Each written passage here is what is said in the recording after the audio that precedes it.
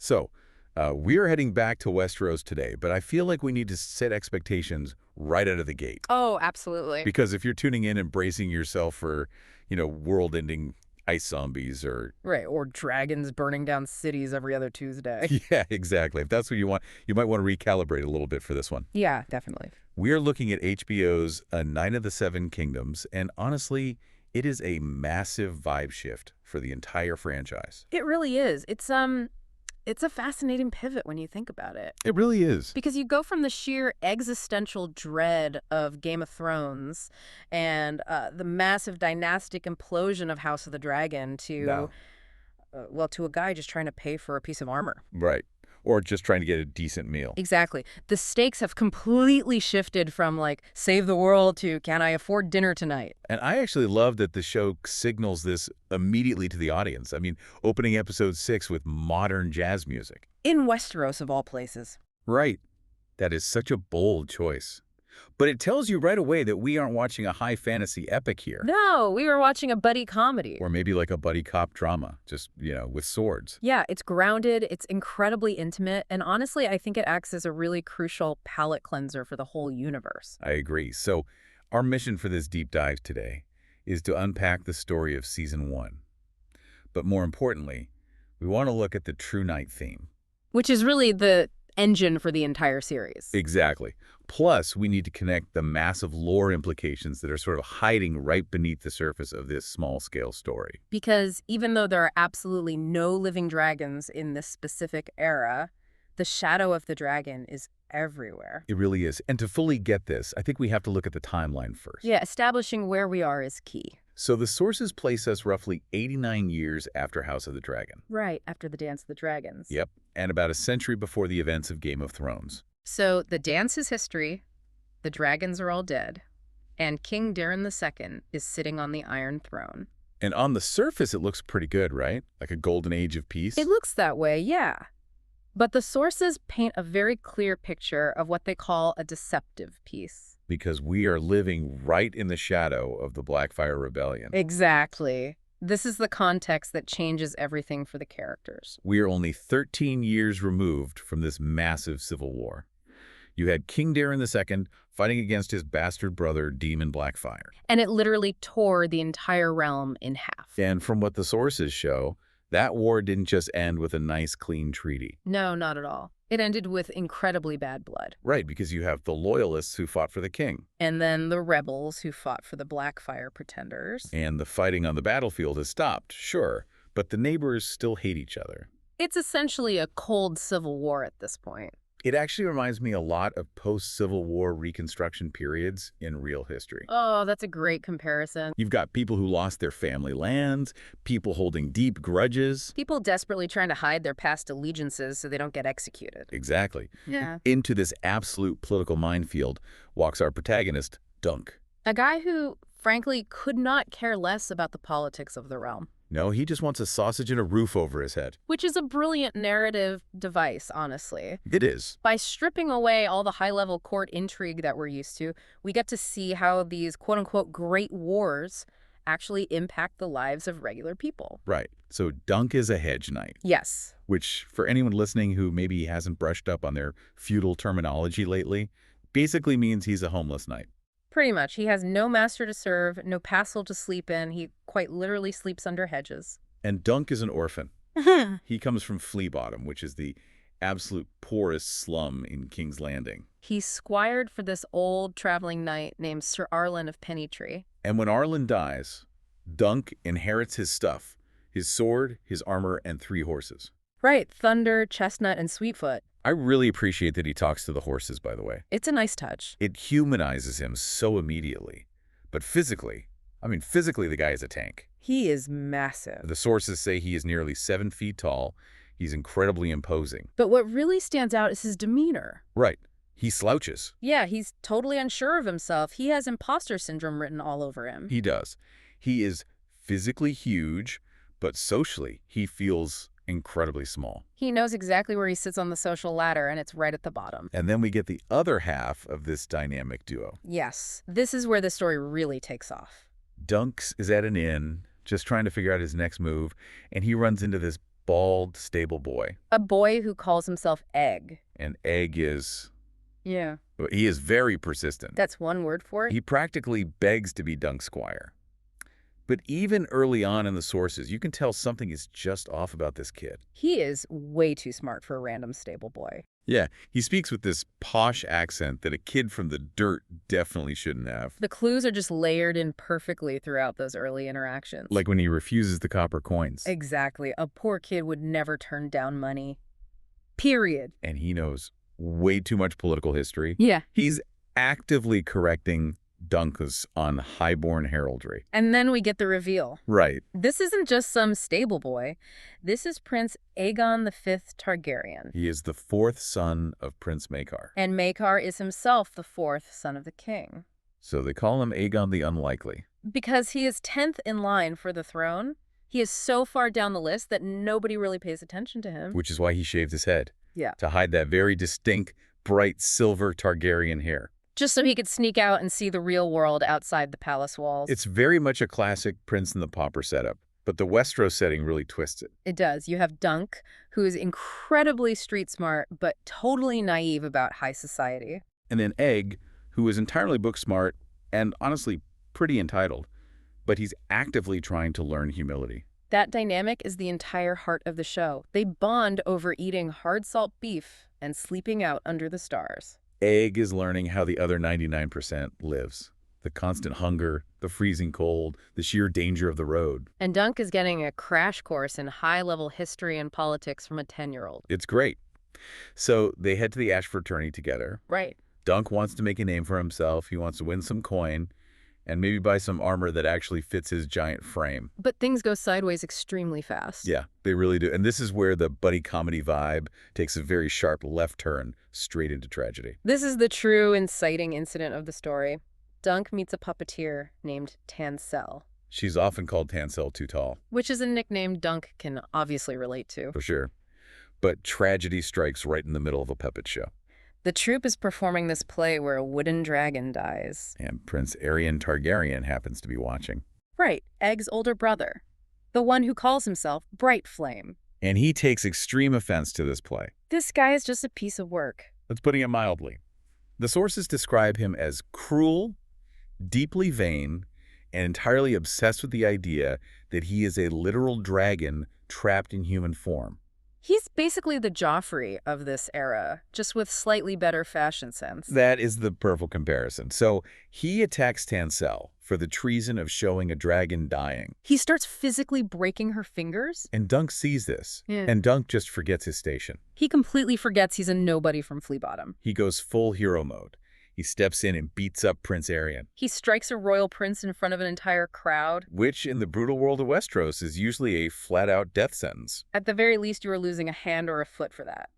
Dunk is arrested immediately. But he does have an advocate here, right? Prince Baelor Breakspear. Yes, the hand of the king and the direct heir to the throne. Baelor is a fascinating figure in the sources because he really represents everything a king should be. He's calm. He actually listens to people. But even he cannot simply wave a hand and pardon Dunk. The law is the law. Dunk struck royal blood. So Aerion, being the incredibly dramatic villain that he is, demands a very special kind of trial. He doesn't just want a normal trial by combat where two guys hit each other until one falls down. No, he demands a trial of 7. Which is wild. It's an ancient Andal tradition. Yeah. It involves 7 knights fighting on each side. It is incredibly rare in the lore. The sources mentioned the last time this happened was over a century prior, involving Maegor the Cruel. The theological idea behind it is that with 7 champions fighting, the 7 gods of their religion are much more likely to actually intervene and ensure true justice is served. But practically speaking, for Dunk, this is a total nightmare. Oh, it's the worst case scenario. He's a hedge knight. He barely knows anyone at this camp. And now he has to find 6 other knights who are willing to fight against the royal family. If he doesn't find them, he just dies. This entire segment of the story plays out almost like a heist movie. But instead of cracking a safe, Dunk is recruiting a suicide squad. He has to go around the tourney camp and literally beg people to bleed for him. And the roster he ends up assembling is just legendary. It is an absolute who's who of Westerosi badasses. First up, you have Lionel Baratheon, known as the Laughing Storm. This character is pure fan favorite material. Oh, easily. He is the ancestor of Robert Baratheon, and you can see that lineage so clearly. Absolutely. He literally laughs out loud while he is in battle. And he joins the fight not because he deeply cares about Dunk or because he wants the moral high ground. No, he joins because he is bored and he just loves hitting people. He brings that chaotic Baratheon energy that fans love. And then you have Raymond Fossaway. Yes, this is a massive moment for the lore nerds out there. This trial is actually the origin story for the Green Apple Fossaways. Right. I was reading about this in the sources. It all stems from a family betrayal, doesn't it? Precisely. Raymond's cousin, Stefan Fossaway, initially promises to fight for Dunk. Okay. But then Stefan gets bribed by the royals. They offer him a lordship to switch sides. So he betrays Dunk right at the last minute. Ah, typical Westerosi politics. Exactly. So Ramun, in this moment of pure spite and solidarity, steps up to take his cousin's place. He grabs a shield, paints an apple on it, but paints it green. Right, to explicitly distinguish himself from the red apple rod of his cousin. He creates an entire new cadet branch of his noble house right there in the dirt. It is incredibly petty, extremely dangerous, and just glorious to read. We also get the Humphreys on the team. Humphrey Harding and Humphrey Beesbury. But the absolute biggest shock comes at the very end of the recruitment. Dunk is still one night short. The sun is setting. It really looks like it's over for him. And who steps out of the shadows? Prince Baelor Breakspear himself. The Crown Prince. The guy who is literally next in line to run the entire continent decides he's going to fight for the homeless guy who beat up his nephew. It is a massive statement. Baelor fights against his own family, his own brother Maekar and his nephews, because he truly believes in justice. He knows exactly what Aerion is. He knows he's a monster. And he knows Dunk was genuinely just protecting an innocent woman. So Baelor puts his own royal life on the line for a hedge knight. And his strategy going into the fight is pretty clever, too. It is. He tells Dunk, basically, just survive. Yeah. Because the Kingsguard are on the other side, and they cannot harm a royal heir. It's strictly against their vows to strike him. Right. So Baelor plans to just hold them off, act as an untouchable shield, while Dunk deals with Aerion one-on-one. It is a very sound strategy, theoretically. But as we know all too well in Westeros, even sound strategies can end in complete tragedy. Always. So let's talk about the battle itself. It is chaotic. It is incredibly brutal. Dunk isn't a master swordsman. He is getting absolutely hammered out there. He really is. He's a street brawler. And while he's getting knocked around in the mud, the show gives us these intense flashbacks to his childhood. Back in Flea Bottom. Yeah, and scavenging the massive battlefield of Redgrass Field after the rebellion. It grounds his desperation so perfectly. He is fighting for his life, but he's also fighting for his right to simply exist in a world that clearly wants him dead. And he wins. He actually pulls it off. He drags Aerion down into the mud with him. Literally bringing the high and mighty prince down to his level. And he beats him into submission. He uses his shield, the one Tancel painted for him, with a shooting star and an elm tree, to just bash Aerion until he finally yields. It is a huge victory for the small folk. The hedge knight actually defeats the prince. The crowd is going absolutely wild. Dunk has proven his innocence in the eyes of gods and men. But then the helmet comes off. Yeah. The Ned Stark moment of this series. The twist that just absolutely hurts. Baelor takes off his helmet and the back of his head is just gone. It's crushed. During the chaos of the melee, his brother, Prince Maekar, struck him in the head with a mace. Now, we should be clear, the sources point out this was not an intentional kill shot. No, Maekar did not want to kill his brother. But there is a tragic detail in the lore that makes this hit so much harder to swallow. Baelor wasn't wearing his own armor. Because he didn't expect to fight that day, so he didn't bring it to the tourney. Exactly. He had to borrow armor at the last second. Specifically, he was wearing his son Valar's helmet. And the sources heavily emphasize this one point. The helmet did not fit him right.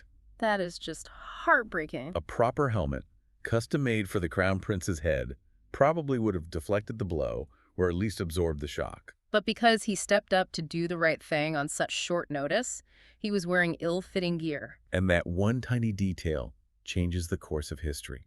Baelor, the perfect future king, the great hope of the realm, dies right there in Dunk's arms. It is utterly devastating. You have this incredible high of winning, the massive adrenaline rush of the underdog victory. And then immediate, crushing loss. And it changes everything for these characters going forward. It creates a ripple effect that Westeros will feel for decades. Maekar is now a kinslayer. He killed his own brother. He is crushed by the guilt of it. He becomes a much harder, colder man because of this single moment. And what happens to Aerion after he loses? Maekar is so disgusted by him that he sends him into exile across the sea in the Free Cities. He cannot even stand the sight of him anymore. And interestingly, Maekar allows Egg to continue squiring for Dunk. Well, sort of. The sources imply Egg lies about that quite a bit. Right, he tells Dunk that his father gave him explicit permission to go, but Maekar only finds out about it way later. But that is a crucial detail regarding Egg's agency as a character. He actively chooses this difficult life. He chooses the hard road, sleeping under hedges with Dunk, over the soft comfort of the Red Keep. Because he saw what royalty looked like in his brother Aerion, and he saw what true nobility looked like in Dunk. And he chose Dunk. Which brings us perfectly to the core theme of the show, the thing we really need to dig into. The true knight. This is what makes a Knight of the Seven Kingdoms so special in this franchise. Throughout the entire season, we have this lingering, uncomfortable question. Was Dunk ever actually knighted? Exactly. The sources point out this massive ambiguity in his backstory. Dunk says Sir Arlen knighted him right before he died. But there were absolutely no witnesses to verify it. It is just his word. And in the final episode, we get this flashback, or perhaps it's just Dunk's memory of Arlen dying. And Arlen passes away mid-sentence. He never actually says the words, "I dub thee knight." So, if we look at the facts, Dunk is a fraud, technically speaking. Under the strict laws of Westeros, yes, he is committing a serious crime every single time he calls himself Sir. But thematically, That is exactly the point. you have Aerion, a literal prince anointed with holy oils, wearing stunning gold armor, and he acts like an absolute monster. And on the other hand, you have Dunk, a slum kid who is technically a liar, living a stolen life. But he risks that life to protect a puppeteer he just met that day. So who is the true knight? It's Dunk, obviously. The show is making this powerful argument that knighthood isn't a title you were just given by a king. It's something you actively do. Precisely.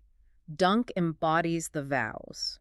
To protect the weak, to be brave, to be just. He does that more than any of the actual anointed knights in the story. He is the only true knight in that entire arena because he actually understands the heavy burden of the title. And the season ends with them hitting the road again. They are heading south toward Dorne, over the Red Mountains. Just a hedge knight and his bald squire. But the dynamic between them has fundamentally shifted. They aren't just surviving day to day anymore. They are forging a destiny together. It is such a great contrast to the other shows we've seen. We aren't worried about who sits on the Iron Throne right now. We are just worried about these two specific people making it to the next town. And yet, the irony of the whole situation is palpable. We have a low-born kid from the slums actively teaching a royal prince how to be a good king. And we have the perfect prince, Baelor, dead in the dirt because of a bad helmet fit. It really highlights the sheer fragility of power in this world. It does. So let's zoom out for a second. If you were listening to this and wondering, what does this all mean? Why does this small-scale story matter in the grand scheme of Westeros history? I think it matters because it shows us the history of Westeros from the ground up rather than the top down. In Game of Thrones, the small folk are usually just background extras. They're the ones who get burned by dragons or starve during the winters. But here, the small folk are the actual protagonists driving the plot. It reminds us that history isn't just made by kings and queens in war rooms. It is made by people like Dunk, who simply refuse to stand by when they see injustice happening right in front of them. And on a lore level, it sets up the future of the Targaryen dynasty in a massive, massive way. Baelor's death creates a succession crisis that eventually leads to Egg sitting on the throne way down the line. Exactly. Think about the butterfly effect of this one tourney. If Baelor lives, he eventually becomes king. Then Egg remains a minor prince, 10th in line, far away from power. Dunk probably remains a nobody, wandering the hedges forever. But because of this one trial, Baelor dies. The line of succession shifts dramatically, and eventually the crown falls to Egg, Aegon V. And Dunk becomes the Lord Commander of his Kingsguard. The most famous Lord Commander in Westerosi history. This one tragic accident at a random tourney in the middle of nowhere entirely reshapes the future of the realm. It paves the way for the tragedy of Summerhall, for the Mad King, and eventually for the events of Game of Thrones itself. Chaos is a ladder, as they say. Or, in this specific case, chaos is a mace to the back of the head. A grim but incredibly accurate assessment. Yeah. Before we go, I want to leave you with a provocative thought to chew on. We talked heavily about Dunk's lie today. The lie about his knighthood. Right.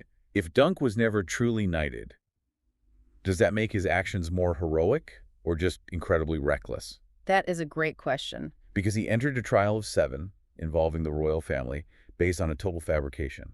If he had lost, he wouldn't have just died. He would have completely disgraced the very institution he idolizes. So is he a hero because of the lie, or is he a hero despite it? Or does the lie just prove that he values the idea of knighthood far more than the actual rules of it? It is definitely something to mull over as we wait for Season 2 to arrive. Absolutely.